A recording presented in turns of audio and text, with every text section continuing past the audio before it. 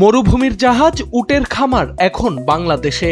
আসন্ন কোরবানির ঈদকে সামনে রেখে প্রাণীগুলোকে বিশেষভাবে প্রস্তুত করছেন খামার মালিক, যার একটি ইতোমধ্যে বিক্রি হয়েছে 25 লাখ টাকায়। যশোরের বেনাপোলে ফিরোজ আল মামুন ডেইরি ফার্মে গড়ে তোলা হয়েছে এই উটের খামার। কর্তৃপক্ষ জানায়, শুরুতে রাজস্থান থেকে মোট 6টি উট আনা হয়েছিল, যার মধ্যে একটি গত বছর খামার মালিক নিজেই কোরবানি দেন। বাকি থাকা 5টি উটের মধ্যে একটি এরই মধ্যে বড় অঙ্কের দামে বিক্রি হয়ে গেছে। বর্তমানে খামারে থাকা বাকি 4টি উটকে ঘিরে ক্রেতাদের আগ্রহের কমতি নেই। প্রতিদিন দূরদূরান্ত থেকে মানুষ আসছেন বিশালদেহী এই প্রাণীগুলোকে দেখতে এবং দরদাম করতে। RICL TMX, যুগের পর যুগ স্থাপনা থাকে মজবুত। আমাদের এখানে উটগুলি আছে 2 বছর যাবত। এগুলি আমরা 2 বছর যাবত দেখাশোনা করতেছি। আমাদের এগুলি কিনা ছিল আপনার ঢাকা থেকে, একটি খামার থেকে। তো এখন প্রায় 2 বছর যাবত আমাদের খামারে আমরা 2 বছর থেকে কিছু কম হবে, আমরা এগুলি দেখাশোনা করতেছি। তো মোটামুটি আমরা ভালো রেসপন্স দেখতেছি। গত বছর কিছু বিক্রি করেছি, এই বছরও মাশাআল্লাহ অনেকেই যোগাযোগ করতেছে। আর আলহামদুলিল্লাহ একটা সুখবর দিতে চাই, এক ব্যবসায়িক বড় ভাই এই উটটাকে সংগ্রহ করেছে, আমরা বিক্রি করেছি। ওনার কাছে আমরা কোনো দাম চাই নাই। ওনাদের কাছে আমাদের একটা যে এটাকে কিনা কত ছিল, কস্টটা কত ছিল, আমরা সেটা বলেছি।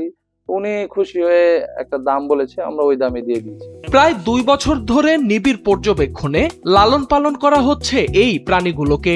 তবে কেবল উট নয়, প্রস্তুত করা হয়েছে 5 শতাধিক গরু, মহিষ ও ভেড়া। এমনকি খামারের সৌন্দর্য ও আকর্ষণ বাড়াতে তৈরি করা হচ্ছে হরিণের ঘর। মরুভূমির এই প্রাণীর যত্নে কোনো কমতি রাখছে না কর্তৃপক্ষ।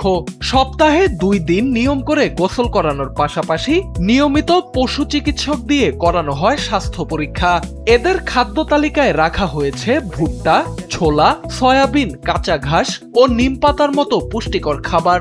মূলত প্রাকৃতিক খাবার খাইয়ে কোরবানির জন্য উপযোগী করা হচ্ছে উটগুলোকে। আমাদের কাছে যে উটগুলি আছে, বাংলাদেশের ইতিহাসে এত স্বাস্থ্যবান উট হয় নাই। কারণ হচ্ছে আমাদের কাছে দীর্ঘ 2 বছর যাবৎ উটগুলি দেখাশোনা করতেছি। কারণ আগে উট যতবারই আসছে শর্ট টাইম বেচা কিনা হয়ে গেছে, বা এগুলি আপনার ধরেন দিনে 1000-1500 টাকা খায়। কারণ এগুলি অনেক বেশি খাবার খায়, এগুলি দানাদার খাবারটা বেশি পছন্দ। তারপরে বড়ের পাতা, আমের পাতা, নিম পাতা, এগুলি ওদেরকে দৈনিক খাওয়াইতে হয়। রাজস্থান থেকে আনা এসব উট নিজ চোখে দেখতে প্রতিদিন খামারে ভিড় করছেন স্থানীয়দের পাশাপাশি জেলার বাইরের অসংখ্য দর্শনার্থী।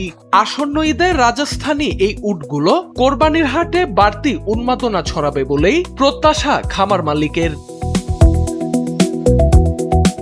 সোহান আল রাজি, NPB।